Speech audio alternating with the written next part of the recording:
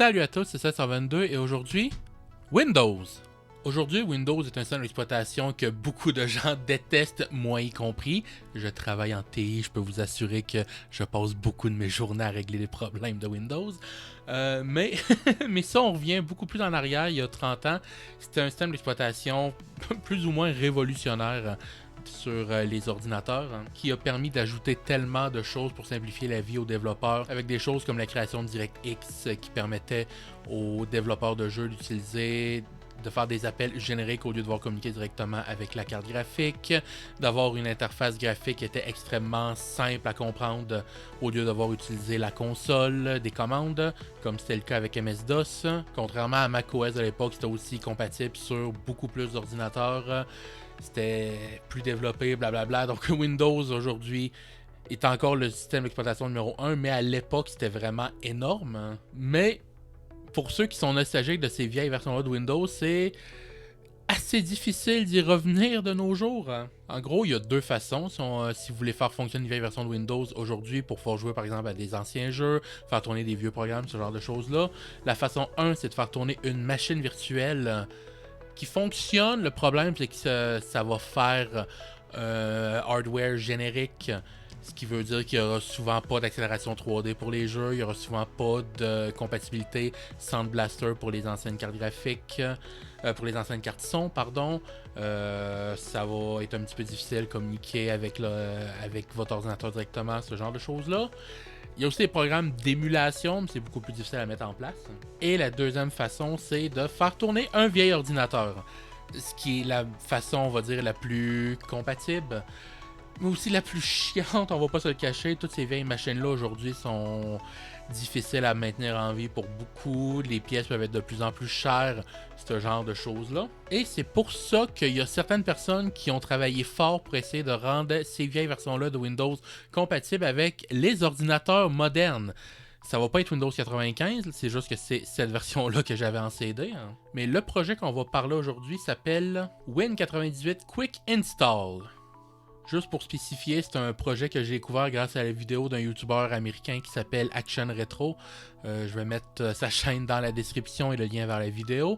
C'est grâce à lui que j'ai vu ça. Donc, Quick Install, Windows 98 Quick Install est un projet pour pouvoir installer Windows 98 et Windows Millennium, la meilleure version de Windows, sur n'importe quelle machine. Donc, en partant d'un Intel 486 de 92-93 jusqu'à théoriquement un Core 9 Ultra sorti aujourd'hui.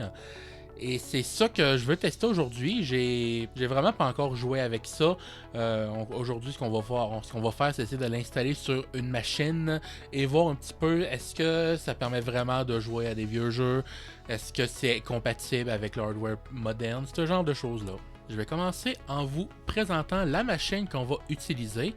Ceci est un ThinkPad T495S, qui est un ordinateur qui a quelques années maintenant. Je crois que c'est un modèle de 2020 environ, qui a un Ryzen 5500U, 8GB de RAM et un SSD. J'ai mis un SSD générique de 128GB dedans, vierge, pour pas effacer l'installation de Linux que j'avais dessus. Mais voilà, c'est un ordinateur qui est moderne. Ryzen 3500, c'est quand même pas si vieux que ça, mais c'est quand même du hardware qui a un petit peu vieilli. Donc la troisième génération de Ryzen, maintenant on est rendu à la 8e ou 9e. Théoriquement, il devrait essayer d'avoir un petit peu plus de chances de fonctionner que si je prenais par exemple un avec un Ryzen 8000 ou un 9000. En tout cas, j'espère. Je ne le sais pas encore. Et c'est donc, comme j'ai dit, un ordinateur qui a du NVMe. Pour le SSD, donc il n'y a pas de SATA. On va essayer de démarrer là-dessus parce qu'en théorie il y a des drivers NVMe dans cette version là de Windows 98. Il n'y a pas de VGA ou quoi que ce soit, il y a juste de l'USB. Il n'y a pas de VGA pour l'audio, il y a de l'HDMI, il y a de l'USB, il y a un port USB-C pour la charge ici, il y en a même deux. Il n'y a pas de lecteur CD ou DVD évidemment. Et pour vous montrer, voilà, j'ai pas menti, un T495S. Et voilà, un ordinateur, tout ce qu'il y a de plus standard. C'est ça qu'on va utiliser. Pour l'installer, c'est très simple. Comme vous voyez, on est sur GitHub. Je vais mettre le lien dans la description vers le répertoire, repository, je sais pas comment on dit ça en français exactement, où la personne qui a fait ça a mis toutes les instructions sur quoi faire, a mis un peu de troubleshooting, une FAQ pour pouvoir répondre aux questions si ça fonctionne pas, ça explique c'est quoi le projet, comment l'installer un peu, ce genre de choses-là. Et le quick install, comme ils disent, parce que c'est censé être extrêmement rapide. Donc sur une machine moderne, ils ont environ 15 secondes. Sur un Pentium 3, qui est un ordinateur de 98 environ, il dit censé prendre 60 secondes. Et sur un 486, 5 minutes. En sachant que le vrai Windows 98 prend une demi-heure à installer environ sur une vraie machine, une demi-heure, trois quarts d'heure, même une heure selon la machine. Voilà, c'est censé faire une bonne différence. Ça explique tout un peu les versions qui existent et ça explique comment faire son propre ISO. Mais ça, on monte en haut dans Release ici. Il y a une version qui est sortie il y a 3 semaines qui est pré-installée, qui est pré-montée. Vous voyez qu'il y a plusieurs versions. Il y a une version ISO avec All, c'est-à-dire toutes les options, tous les drivers additionnels à installer sur CD. All USB pour installer sur une clé USB pour le démarrage USB. Micro, c'est pour les machines qui vont être beaucoup plus faibles, comme les 486, Pentium, qui va avoir retiré la plupart des choses pas nécessaires et qui, comme vous pouvez voir, sont aussi beaucoup plus petites. Ce qui veut dire que vous allez pouvoir le mettre sur un CD au lieu de le mettre sur un DVD. Et Stock qui est juste avec aucun driver additionnel. Ah oui, puis ici, il y a DirectX 8.1 parce qu'il intègre quand même DirectX. Et Stock, c'est juste la version normale de Windows 98 avec absolument rien d'ajouté. Et il y a aussi une version avec Windows Millennium, on va pas prendre ça. La version qu'il faut prendre pour nous ici, c'est Windows 98 QI 1.0.1a All USB. Ça va le télécharger. Comme vous pouvez voir, je l'avais déjà fait ici avec l'ISO. Et une fois que c'est fait, on va utiliser un logiciel qui s'appelle Balena Etcher que j'ai montré à quelques reprises qui va permettre d'enregistrer. Donc vous voyez que j'ai plusieurs choses ici. Il est ici allusb.img. Et ici, vous allez sélectionner la clé USB que vous voulez ou vous pouvez le graver sur un CD ou sur un DVD. Là, dans ce cas-là, moi, cette machine-là, ça va être de l'USB.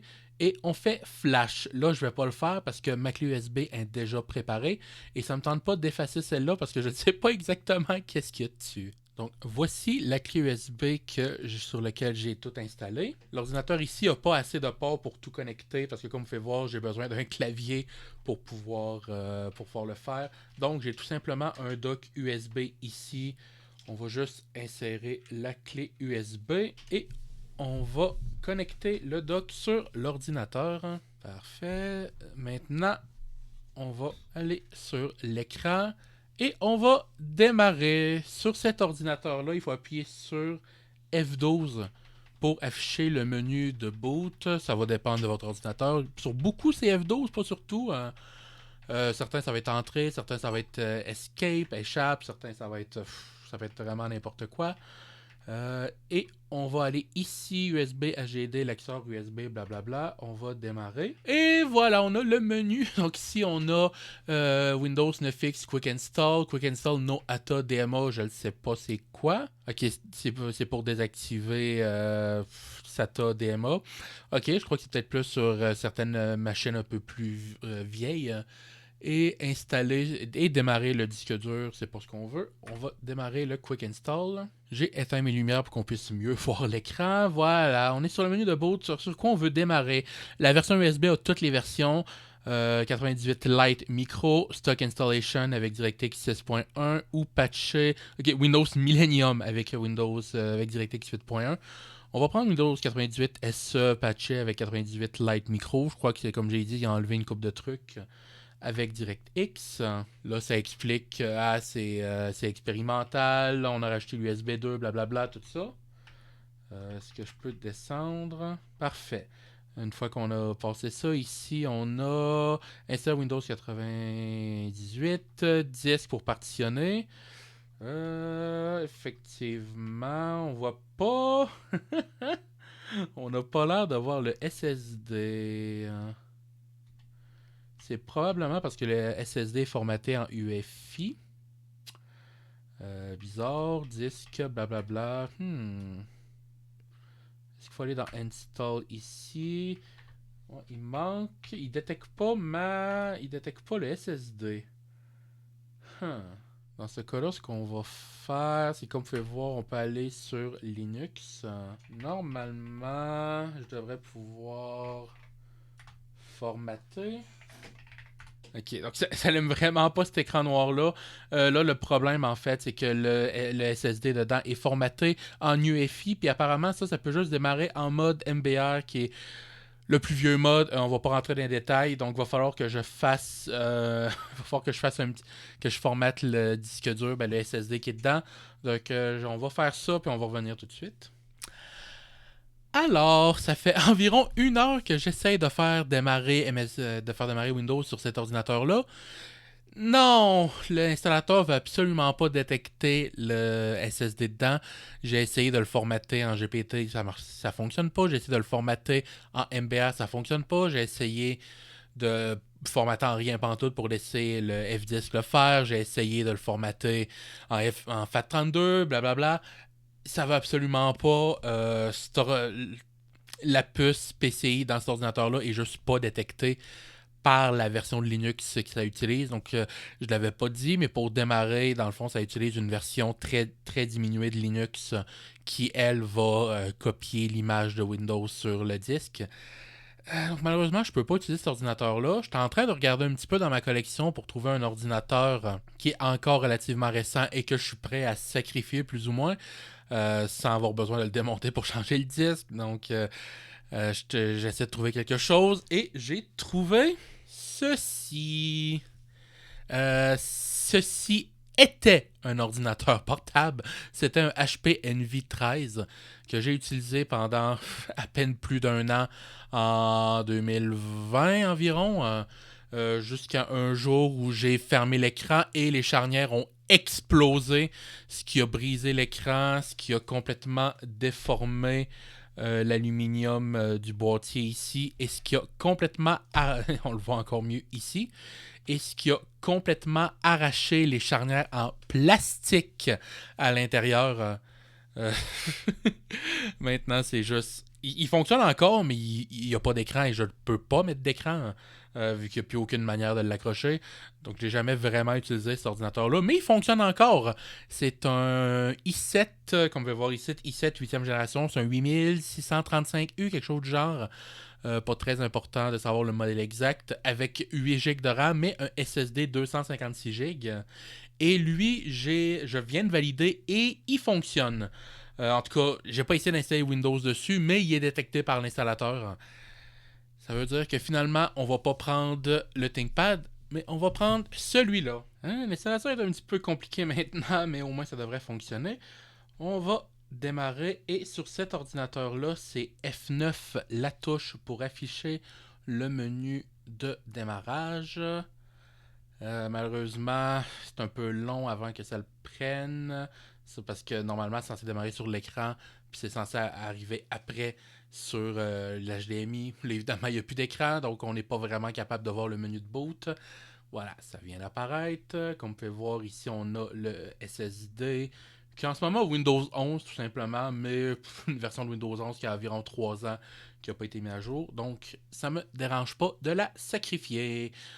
On va juste démarrer sur la clé USB d'installation. Je vais essayer d'utiliser le clavier interne et le pavé tactile pour voir si ça va fonctionner. Oh, parfait. Donc, il a démarré. On va retourner ici, démarrer Windows 98, SE, Quick Install, blablabla. Ça, j'avais pas vu tantôt. En fait, c'est que ça prend une seconde avant qu'il détecte la clé USB. Ça faisait la même chose sur l'autre machine. Parfait. Windows 98. On va aller dans Disque. Et maintenant, on voit WDC, PC, SN, blablabla, NVMe. Aucune idée pourquoi est-ce qu'on le voyait pas avant. Là, ça demande si on veut le formater.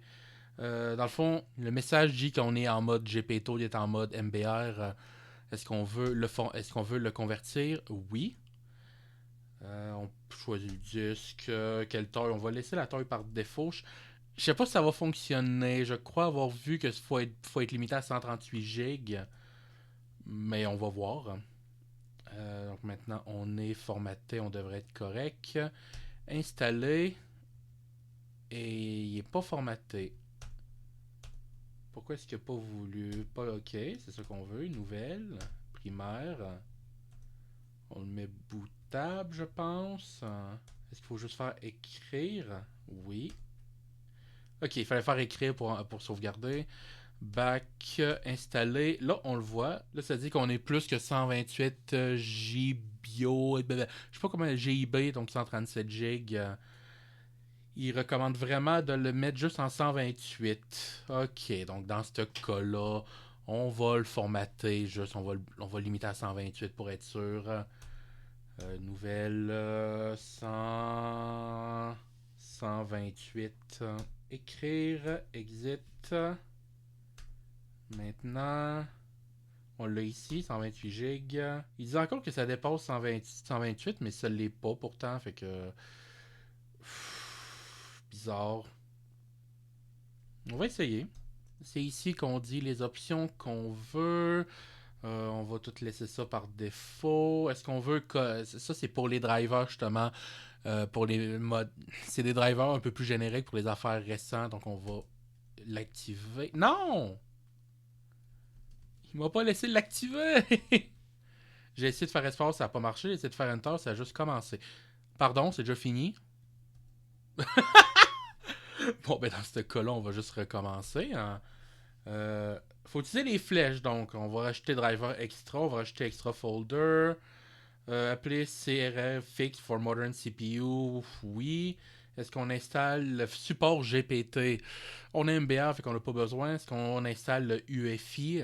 Extrêmement expérimental. Pour le moment, on va pas le faire. Okay, ça fait juste dire que c'est pour les CPU récents, que c'est pas nécessaire sur les vieux, mais que ça devrait pas faire de problème si on l'est. Fait qu'on accepte.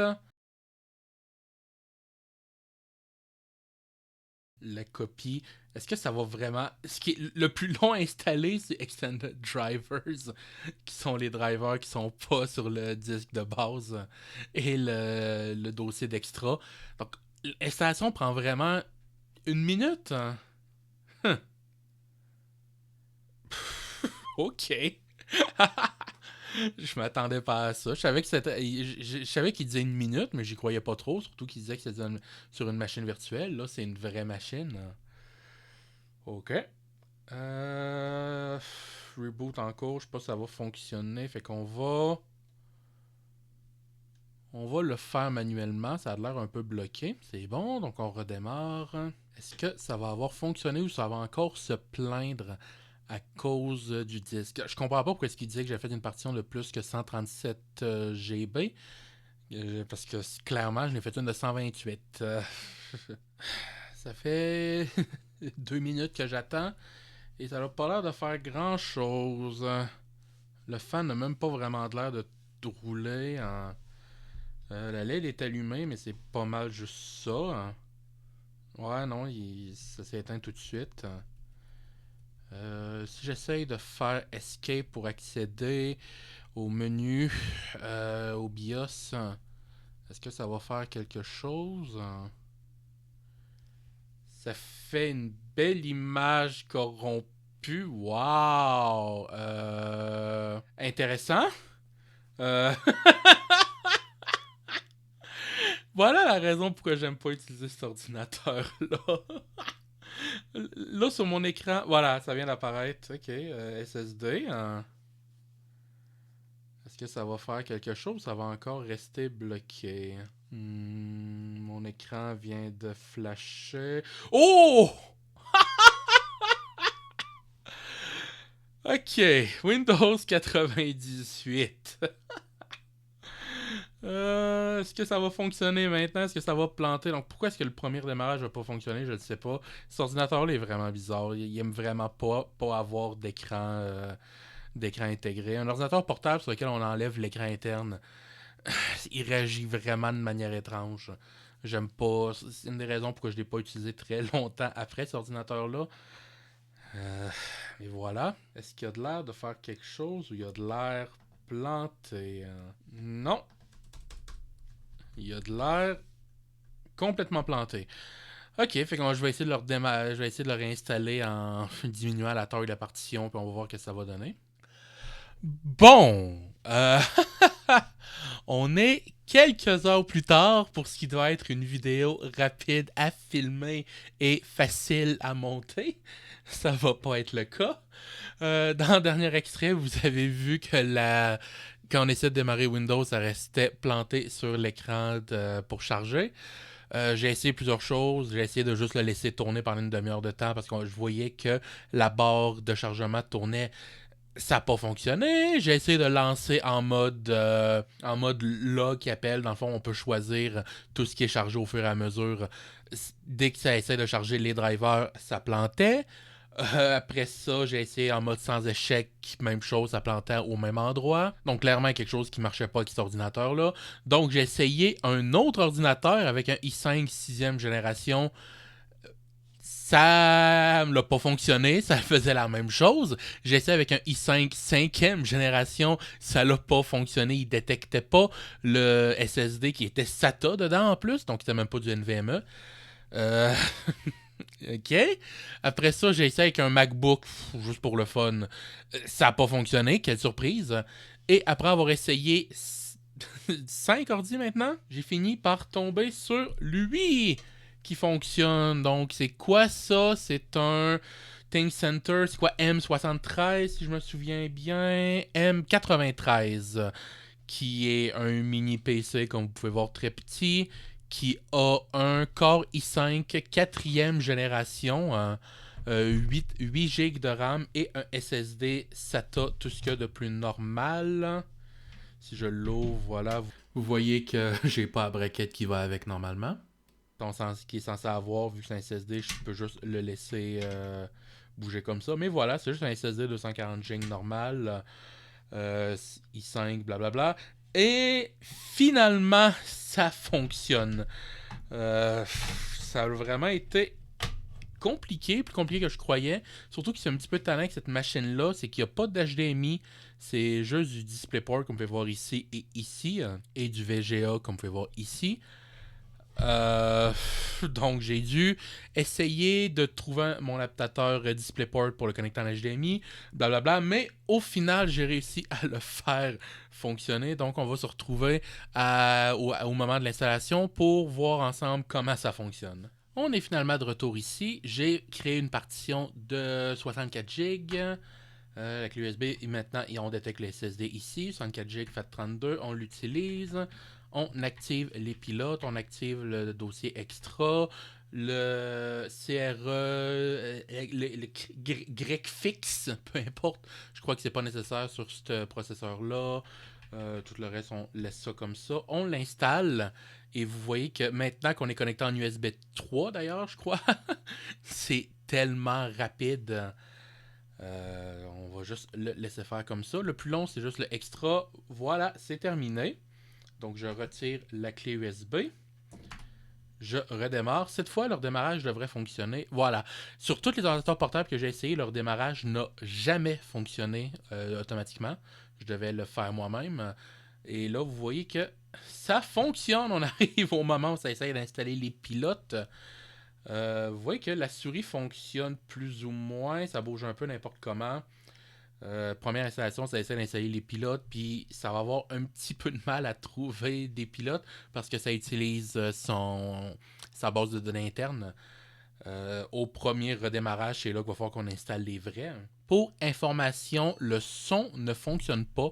J'ai dû utiliser une petite carte USB audio pour pouvoir avoir le son qui fonctionne. Est-ce qu'on veut redémarrer encore? Oui. Donc avec cette carte-là, ça passe juste dans la carte de capture, puis le son fonctionne. Le bip en tant que tel, si vous l'entendez, ça vient directement de l'ordinateur. Ça vient pas d'un haut-parleur. Hein. Si on veut, je sais pas trop c'est quoi. Et voilà, on est sur un bureau Windows 98. Là, par contre, on n'a absolument aucun pilote. Par exemple, si on va voir les résolutions, on a un choix, 640 par 480, et on peut jeter en 16 couleurs ou 2 couleurs, ce qui n'est pas parfait. Donc, on va aller dans le menu démarrer qui est en bas, caché par la caméra. Après ça, on va aller dans Control Panel pour panneau de configuration, système, et c'est et on peut voir ici Windows 9X, Quick Install 2026, Genuine Intel, blablabla. Évidemment, il n'est pas capable de détecter c'est quel processeur exactement. Donc, il donne des informations un petit peu plus business, si on veut. Et apparemment, j'ai juste 4 GB de RAM dans cet ordinateur-là. Et puisque c'est 32 bits, on envoie juste 3.4. Peut-être que 8 GB, c'est juste qu'il envoie juste 3.4 vu que c'est 32 bits. Et ici, on peut voir que tout utilise des drivers génériques. Donc, standard, PCI Express. On va aller ici. Driver, mettre à jour, suivant, rechercher un meilleur driver, spécifier une location et on va aller dans le dossier driver.x qui est driver extra. Et c'est là qu'ils ont placé tous les nouveaux pilotes pour les ordinateurs un peu plus modernes. Donc, est-ce qu'on veut redémarrer tout de suite? Non. Parce que je veux juste valider qu'il n'y en a pas d'autres à installer. Donc, pour le dire, il n'y a clairement pas tout qui fonctionne là-dedans. J'en ai essayé. J'ai essayé d'installer la plupart. Il y en a peut-être 3 qui s'installent vraiment pas beaucoup. Hein. Ça, c'est la carte. C'est la carte de réseau. Je sais pas pourquoi je l'installe parce que clairement que je vais pas l'utiliser. La seule chose qui m'intéresserait vraiment, c'est pour le son. Et je vois que ça l'a déjà installé. Donc on va pas toucher à ça. On va juste redémarrer. Vous allez voir que le redémarrage de toute façon est très rapide. Parce qu'on est sur un processeur beaucoup plus récent que ça devrait, parce qu'on est sur un SSD, parce qu'on y a beaucoup plus de RAM que sur un ordinateur Windows 98 de l'époque, tout ça. Donc évidemment, c'est beaucoup plus rapide que si on le faisait sur un bon vieux Pentium 2 avec 256 MB de RAM. Hein. Là, pour me faire mentir, on dit ok, pour me faire mentir, le démarrage a été long, probablement à cause de l'installation des pilotes. Et vous voyez déjà qu'il y a une petite différence avec l'arrière-plan qui n'est pas la même couleur. Et maintenant, ça va dans Settings. On peut aller jusqu'en 1280 par 1024. Donc pas de résolution 16.9 parce que ça n'existait pas vraiment à l'époque de Windows 98. On va aller en 800 par 600 et on va aller en 32 bits. On va pas redémarrer parce que Windows 98 recommandait de redémarrer pour changer ça. Et voilà, maintenant on est dans Windows 98 avec quelques pilotes, pas beaucoup. Normalement, pour vous montrer que le son fonctionne, je devrais juste pouvoir jouer ça, par exemple. Donc, normalement, vous avez dû l'entendre. Et ça fonctionne. Qu'est-ce qu'on peut faire? Donc, cette version-là vient avec 7-zip. Ok, une version de 2010. Ok, pourquoi pas. Après ça, 98 Lite, je ne sais pas vraiment c'est quoi.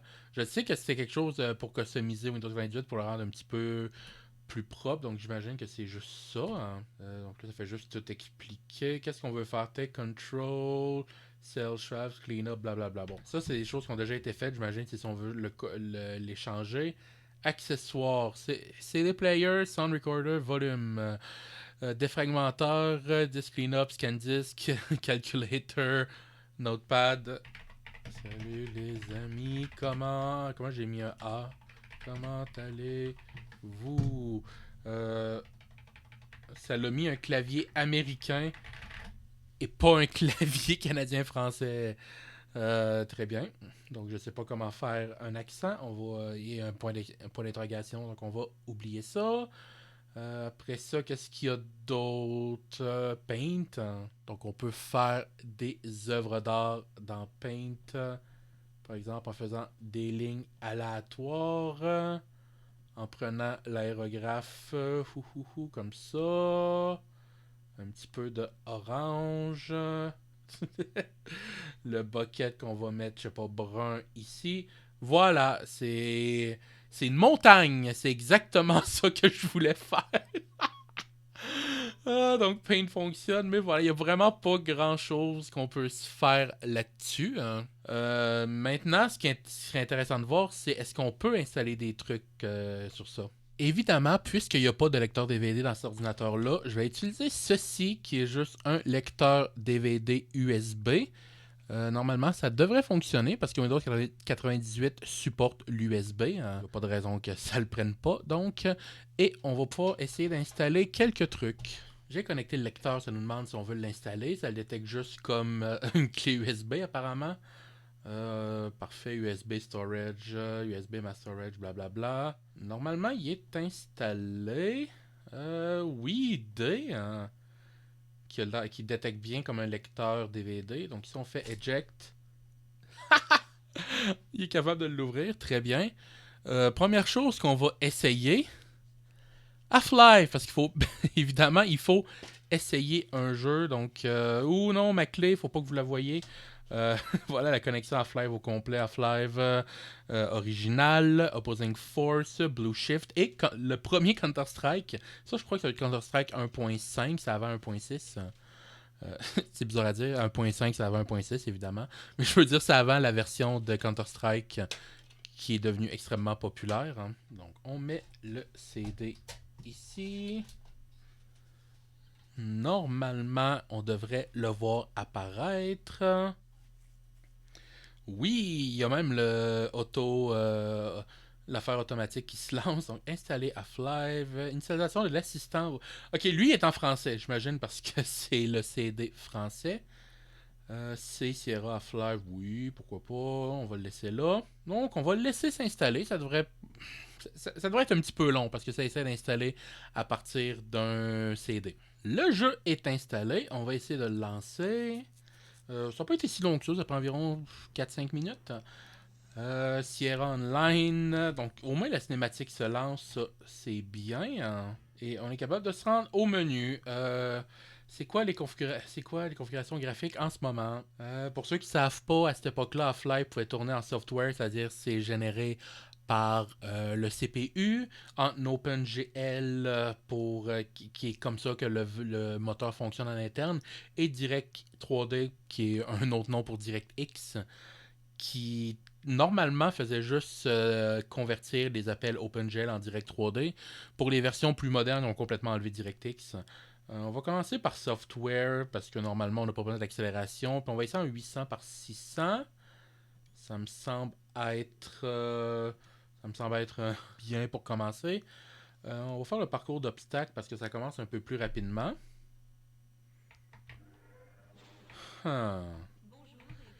Si vous trouvez que c'est extrêmement pixelisé, oui, parce que c'est exactement comme ça que ça donne quand on essaye de tourner en software. Il n'y a rien qui est fait sur les textures pour les rendre un peu plus belles. J'ai rien fait à remarquer à date, mais vous devez très probablement voir que le jeu est écrasé. Parce que c'est du 800 par 600 qui est écrasé en 16:9. Je pourrais le changer au montage, mais je veux juste le laisser comme ça pour vous montrer réalistiquement à quoi ça va ressembler si vous le faites sur un ordi. Parce que autant sur une télé, vous pouvez forcer du 4 tiers, autant sur un écran d'ordinateur, c'est un petit peu plus compliqué. Normalement, c'est le GPU qui est censé s'en servir, qui est censé le gérer. Hein. Mais là, c'est un petit peu plus compliqué hein, quand la gestion en tant que telle est un pilote générique. Là, comme j'ai dit en software, c'est le CPU qui le fait. C'est un i5 4ème génération. Je crois que c'est un 2 cœurs, un dual core. Donc c'est à peu près à ça que je m'attends. C'est pas incroyable, mais c'est pas horrible. Disons que si vous avez joué à l'époque, c'était probablement avec ce nombre de FPS là. Si on essaye de monter un peu. Ouais, ok. Là, on voit que c'est encore pixelisé, mais c'est quand même beaucoup plus propre. Mais les FPS, c'est. Wow! C'est pas super. Si, à l'inverse, on essaye de descendre en 640 par 480. Ah! C'est très jouable. Là. C'est pas parfait. Hein. Le jeu il tourne définitivement pas en 60 FPS. Pas que vous puissiez le voir de toute façon puisque je capture en 30 FPS. Mais il doit tourner environ à ça, 30 FPS.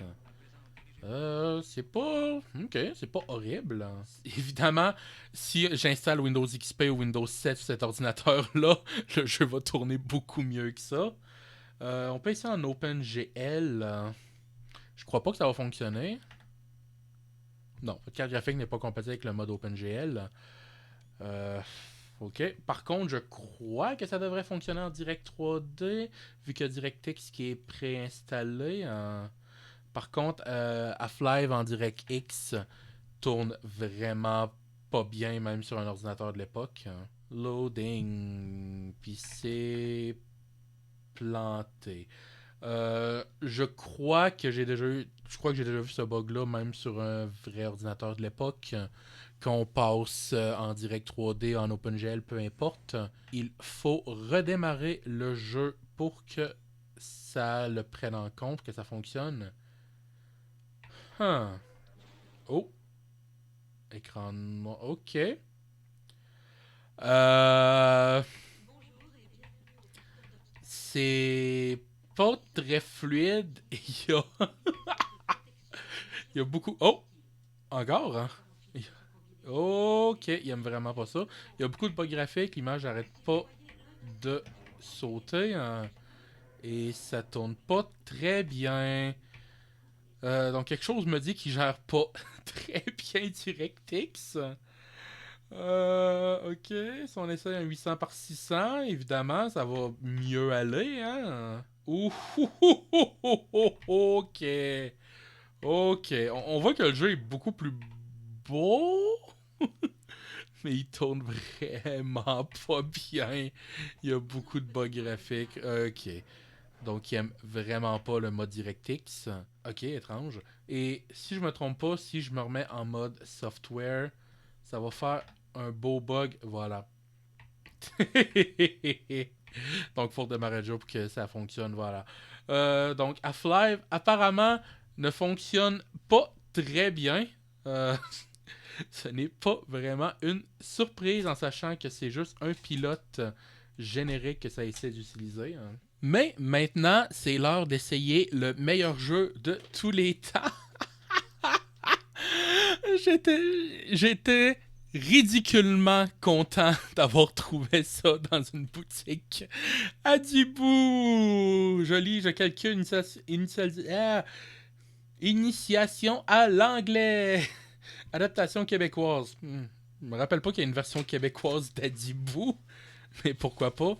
Je l'ai jamais ouvert cette boîte-là, ça fait pourtant un petit moment que je l'ai. Il y a le CD, puis il y a énormément de manuels ici, hein. On va pas regarder ça pour le moment, on va juste regarder les CD, hein. Et waouh! Ok, la boîte est dégueulasse. Ça, c'est brisé. La moitié sont. Non, ils sont pas brisés. Le CD était juste mal mis, hein.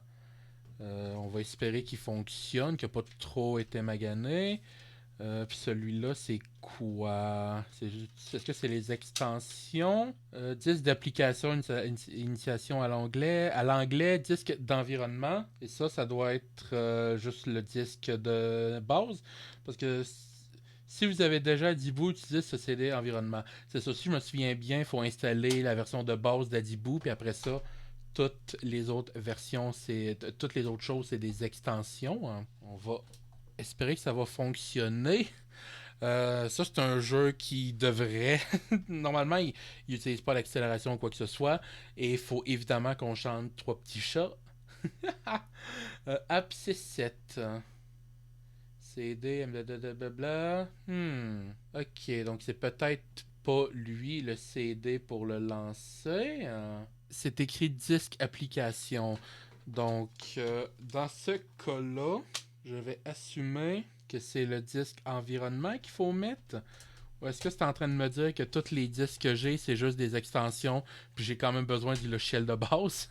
Ben, je vais aller le trouver. Ça se trouve très facilement sur Internet. C'est juste que ça me faisait rire de l'installer à partir des CD, hein. Ok.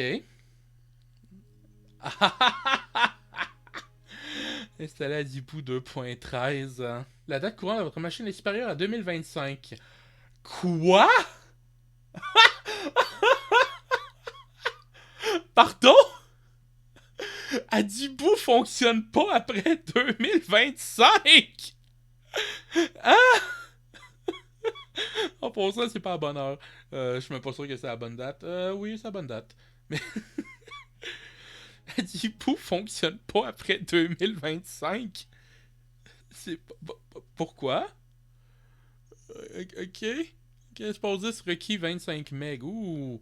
Ah, ils pensent que je suis riche, eux autres. Ça devrait vraiment pas être long à installer dans ce cas-là. On va le laisser faire. Et bonjour mon petit loup, moi je suis Adibou, l'ami toujours fidèle au rendez-vous. Avec Plop mon chien rusé, et le robot tout en acier, on n'a jamais le temps de s'ennuyer. L'installation est terminée. Est-ce que vous allez me laisser jouer à Adibou maintenant? Jeu Startup Cocktail. Ok. Adibou 2.13. S'il vous plaît, fonctionne. Oui! Là, ce qui est dommage, c'est que j'ai pas le son. Vous allez probablement l'avoir.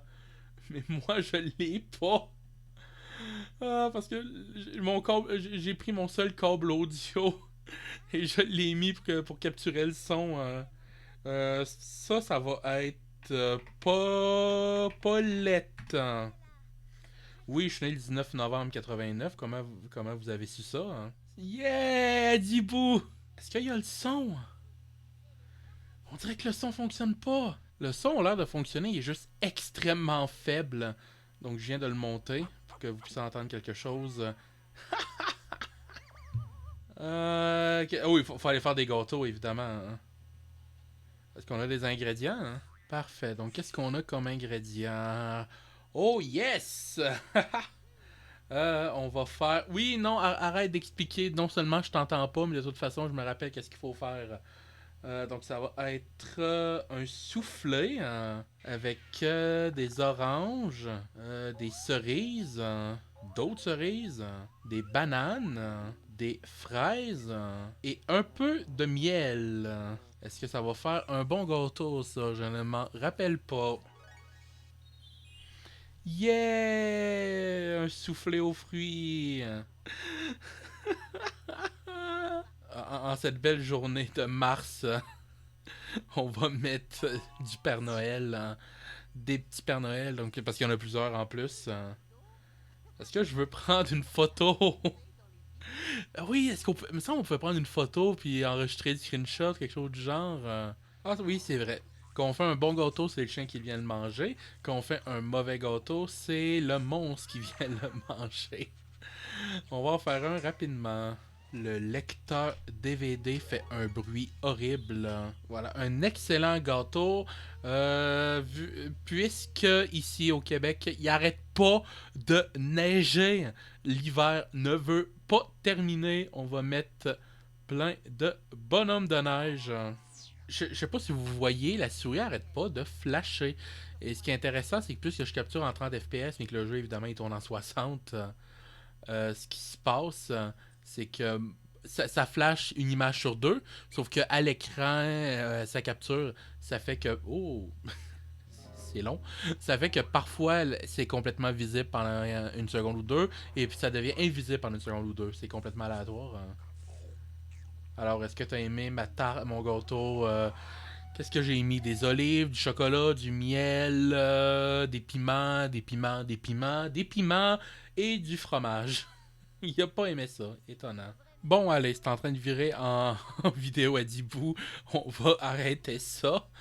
Donc le jeu fonctionne, mais évidemment le jeu c'est rien.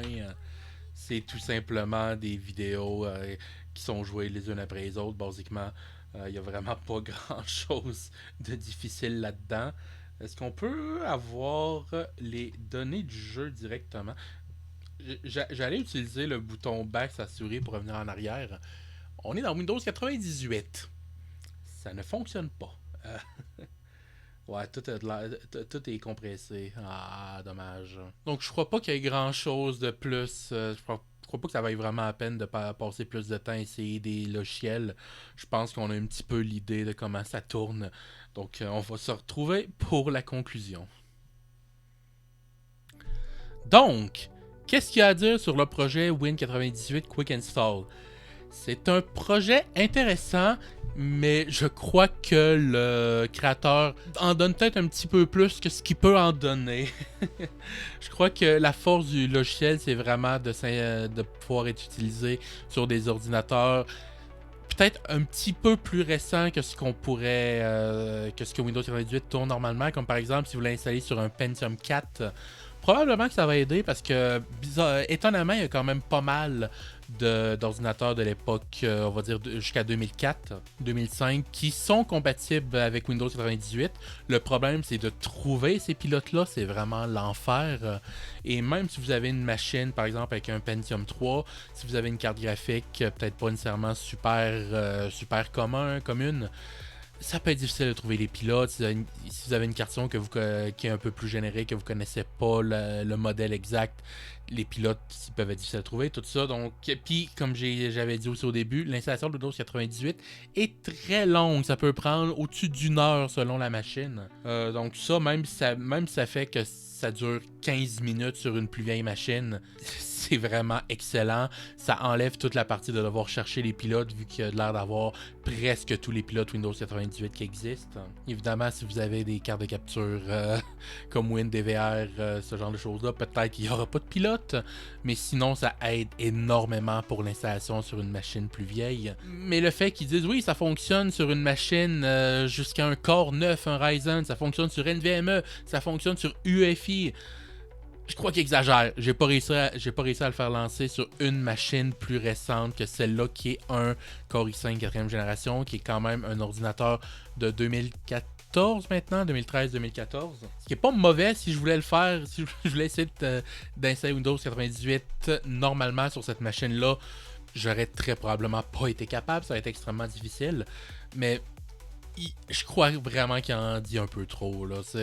Non, peut-être que si vous essayez vraiment fort, vous allez réussir à l'installer sur votre Ryzen, je sais pas, 7600X avec une Radeon 9070 XT, peut-être, mais vous allez avoir des pilotes génériques pour la carte graphique, donc aucune accélération. Vous allez avoir beaucoup de mal à démarrer sur un disque NVMe. Vous allez avoir beaucoup de mal à démarrer en UEFI, si vous êtes capable de démarrer. C'est un projet vraiment intéressant. C'est drôle de jouer un petit peu avec, mais il exagère peut-être un petit peu l'auteur. Donc, non, vous pouvez pas installer Windows 98 sur n'importe quelle machine et la transformer en ordinateur Windows 98 pour les vieux jeux, pour les jeux DOS. J'ai pas essayé les jeux DOS, mais ça va pas fonctionner.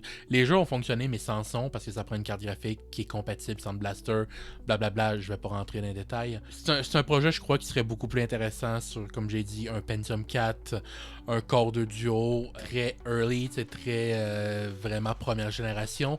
Et si c'est une vraie tour et pas un mini portable comme ça, ben vous pouvez ajouter une carte son PCI qui va être compatible Sound Blaster. Vous pouvez mettre une carte graphique PCI ou AGP qui va être compatible Windows 98, tout ça.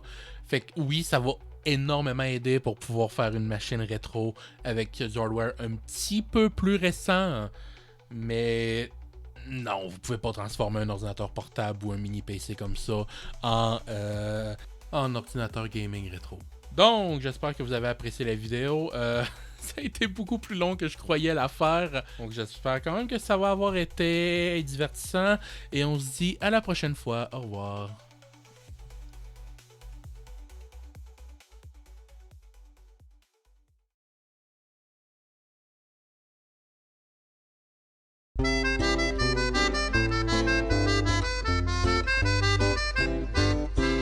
Un, deux, trois, trois petits chats, trois vilains petits fripons.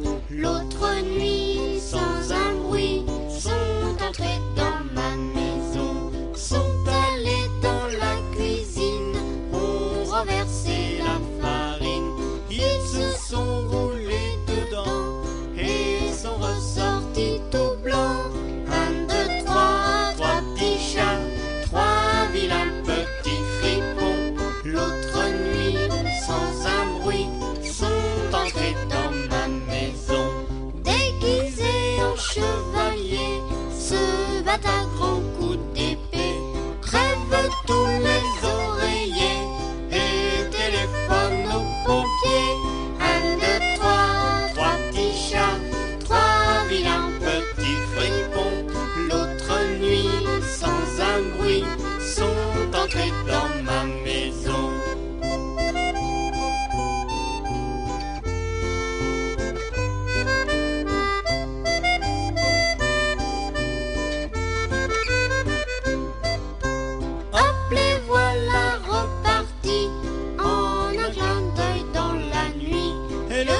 magnéto.